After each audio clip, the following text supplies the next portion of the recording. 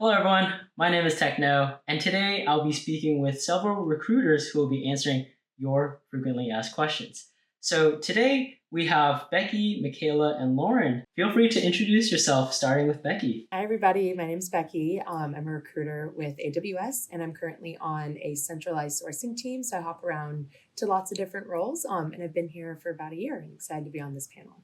Hi everyone, my name is Michaela. I am a recruiter with support engineering, so I work primarily with our cloud support engineers, and I've been on the team for about 4 years, so happy to be here. Hi everyone, my name's Lauren. I am currently on a team and I'm helping support hiring in our data centers. And like Becky, I've also been here for about a year. All right, thank you so much for introducing yourselves. So when it comes to cloud support engineering, a lot of candidates have questions on just the onboarding process or just how to become a cloud support engineer. And so first things first is when I apply to this cloud support engineering role, when can I hear back from the recruiter? I could take this one. So there's lots of different domains across cloud support engineering, and there's different people within Michaela's groups, and she works primarily with support engineering, who handle each of those domains.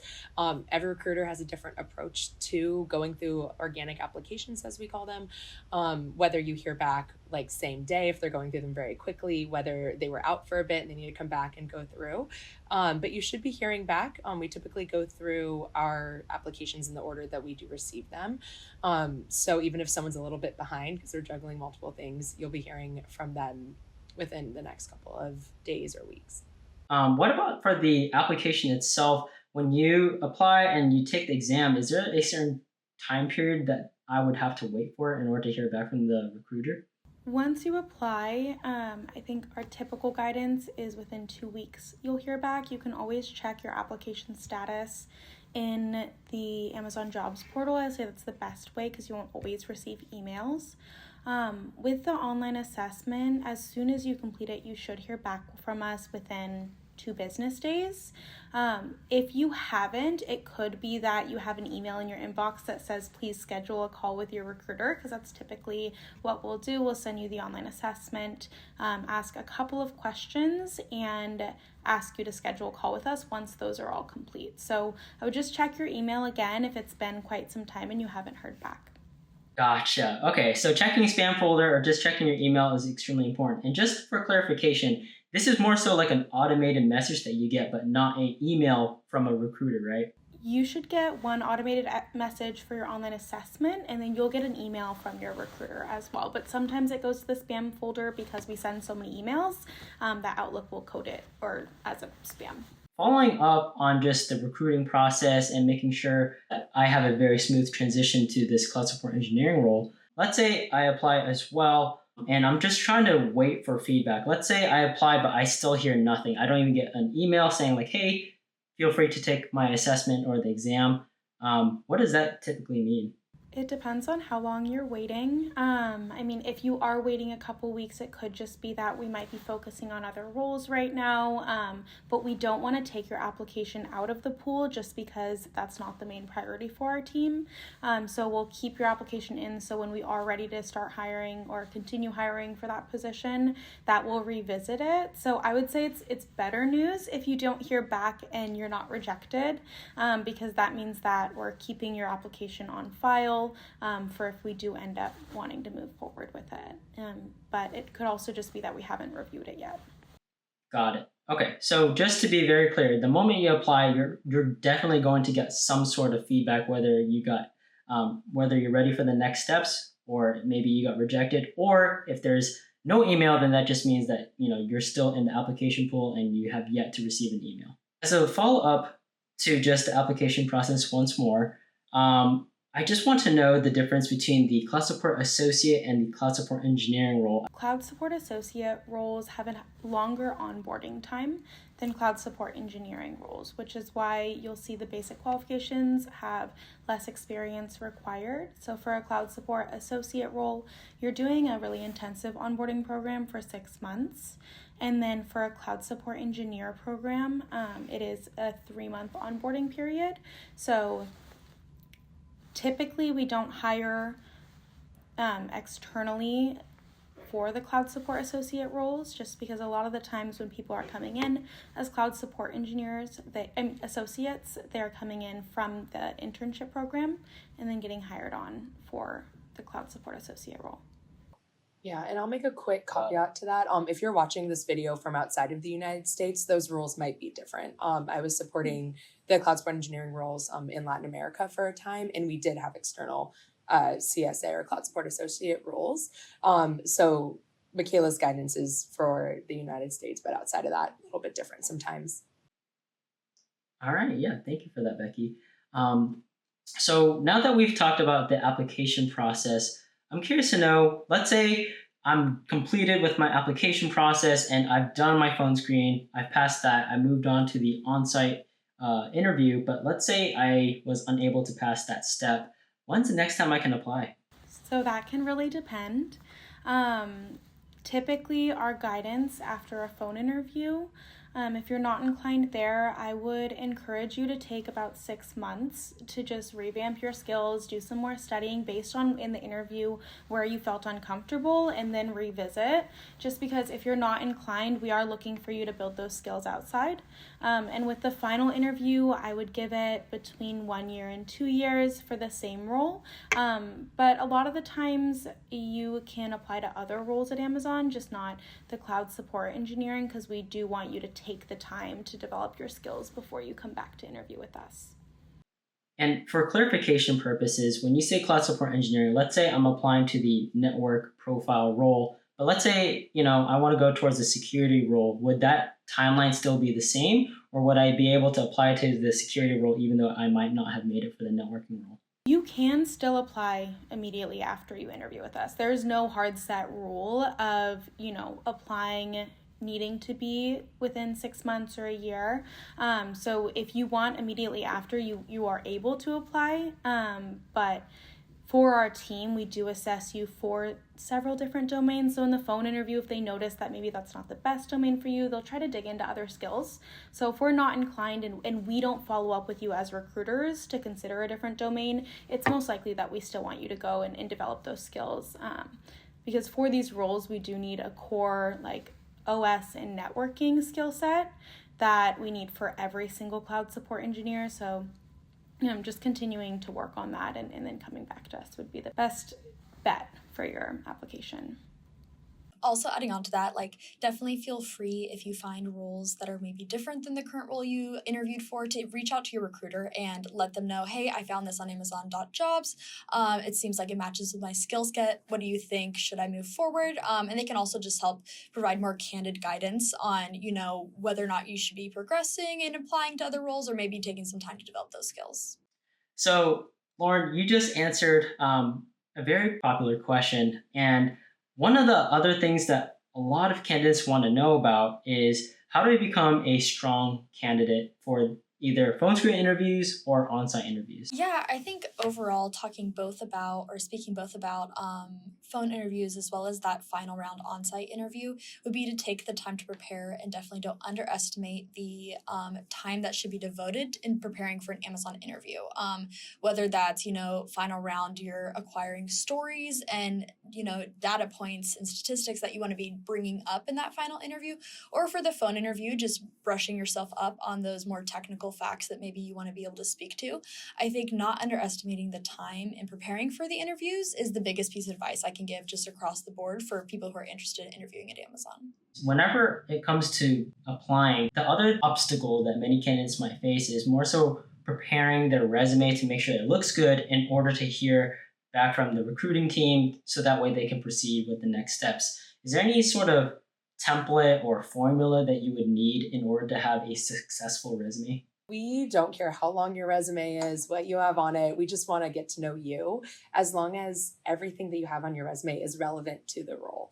And so go through that job description, whichever one that you're applying to, make sure that you do have good experience that you can talk about in an interview if we do move you on that is also listed on that job description. But that's a myth. We don't need any sort of template. We don't need it to only be one page, anything like that. Really just give us who you are in bullet point form. And we're excited to get to know you and list everything that you've done. It's kind of like a brag sheet for yourself. I would also say having a summary is really helpful. So I usually say the format of the summary could be like this kind of person, whatever you brand yourself in, whether it's an engineer or an analyst, and X amount of years of experience, your technical skills, your like functional, personable skills, and then what you're passionate about, like what you want to make an impact on, and that'll help us get kind of an overview of what your skill set, passion, and desires are, and then will guide us in reviewing your resume. Also, anecdotally, I would like to say to probably double check which resume you are uploading when you are applying to a job. Unfortunately, I've seen it happen where people will be applying for jobs at a bunch of different companies and they will submit the wrong resume addressed to a different company. So I would just double check the resume that you're submitting for the job you're applying for is the one that you want to be submitted to Amazon. One final thing that I do want to include, though, is maybe not so about the resume, but more so about your application process is when you're applying for the cloud support engineering role, there's obviously different kind of profiles out there. If you know that you're great at networking, apply for that role. Try not to apply to security or to the operating system side because maybe those might not be your strong suit. And let's say if you don't pass those interviews there, then it might hinder yourself from applying to the role that actually suits you the best. So that being said, I think when it comes to applying for the cloud support engineering role, pick what you're good at, choose the right resume, make sure you're not using the wrong resume, as Lauren said. And yeah, I think you'll be a successful candidate. I do get this question a lot from candidates. They want to know the difference between the cloud support engineer role and a sales position. So Brandon, with being in the role, I feel like you might have a good answer for that.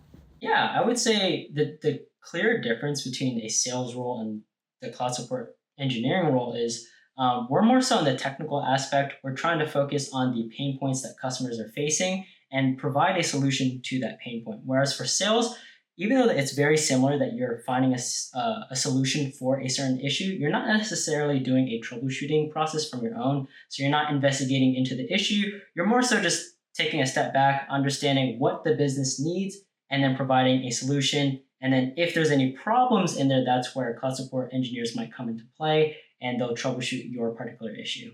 I also get a lot of this question, and I thought it was interesting that it was commented, is how do you balance staying technically sharp with your other responsibilities in your role? I'm not a very technical person, so I never know how to answer this with my candidates, so I would love to hear from you.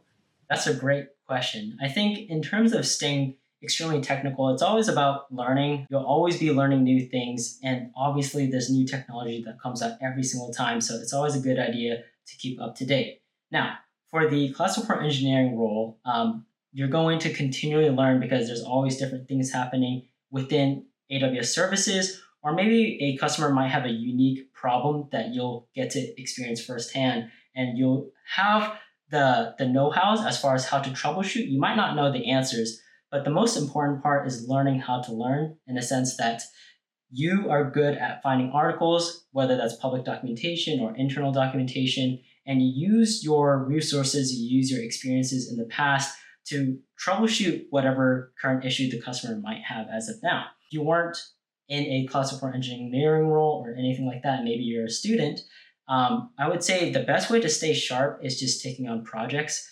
So if you want to learn something new, there's always YouTube videos out there. There's so many resources out there where you can just pick a project, find out what's so cool, what's so interesting about it. And if you've done that project, that's something new on your resume that you can include. So that way, if I were to ask you a question, you have that know-how of the project that you've worked on, and you're able to explain it to me and just show me what you know. I also have my candidates wondering how success is measured in this role. So what kinds of things can they do in the role to ensure that they're being evaluated well? I would say when it comes to showing your performance, when it comes to working with customers, of course, you're going to work on emails, chats, or phone calls with customers, and you'll definitely be working with multiple customers per day. And so from a monthly basis, we're able to take a look and see how many customers did you work with and how many issues did you resolve. And that's just one side to the equation where in order to measure your success, you also have other things as well, such as projects. So for example, in the cloud support engineering role, You're going to work on interviewing, you might work on writing internal documentation, or you might work on projects related to a service that you've been working with, and you're going to be able to develop it even more. And all of those different things that you work on, whether it's with customers, whether it's with the internal team or our services inside, there's all these different metrics that you can pull apart from and use that as a way, so that way, whenever you speak with your manager about it, it'll help you with your promotion document, and that'll be a very successful document to show what you've done and how you've been a very valuable asset to the team. And that promo doc is what you're going to use for your next step for a cloud support level 2 engineer. Another question. This is kind of a two-parter. Number one, is there any, like, because I know that you've conducted interviews for these before. Is there any scripting or coding or automation in the interview process? And then if not, then do you do any of that in your role in your day-to-day? Short answer is no, you don't need coding, but if you did have experience, that's extremely beneficial to you. There are so many different career paths that you can choose from. If you want to continue as a cloud support engineer, you can go from a cloud support engineer level 1 to a level 2 engineer, and then from a level 2 engineer to a senior cloud support engineer. If that's something that you don't want to do and you want to proceed with any other kind of roles out there, we have internal programs that allow you to transfer to a different team. So for example, if you wanted to be a solutions architect, that's an option that's available to you. Technical account manager, that's also another option. Those are the two main popular roles out there that a lot of cloud support engineers usually transfer out to. I'm sure there's plenty more out there, but those are the very common ones that we have. Yeah, I definitely see that. I feel like I always tell my candidates, I mean, this is one of my favorite roles to recruit on because you have so much growth. Like, there's just so many opportunities. The teams themselves are incredibly supportive and they want you to learn. And so I'm glad that you're feeling that in the role because I see that from the recruiting side as well. Absolutely. You're going to be able to showcase your growth at AWS. You're going to learn so many new things, and you're going to apply all the new things that you've learned into different roles. Or if you stay in the same role, not only are you getting breadth of services and knowledge, but you're also getting depth. So you're going to be a subject matter expert. And not only are you going to be a subject matter expert in one service, you might work in 2 services or 3 services. It really depends on you as the engineer.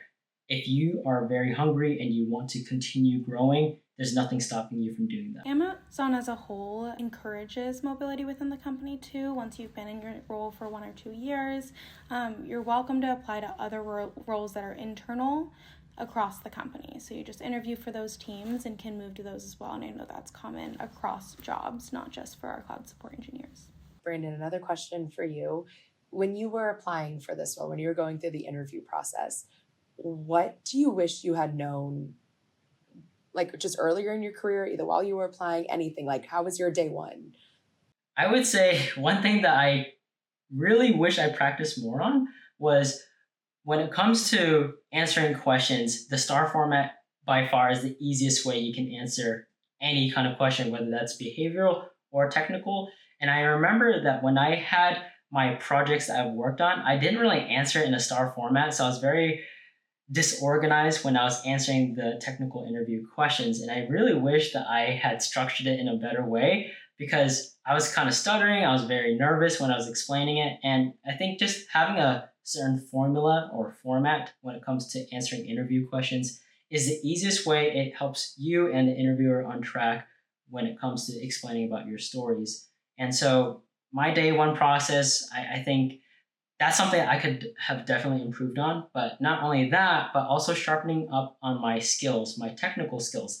If I had a lot of certifications, it's a good idea to brush up on those certifications because I know that if you don't put it into use, you're probably going to forget about it. And I think it's safe to say that during the technical interview, there are challenging questions out there. And if I had prepared even more, I would have been well equipped to answer that question in a much better format.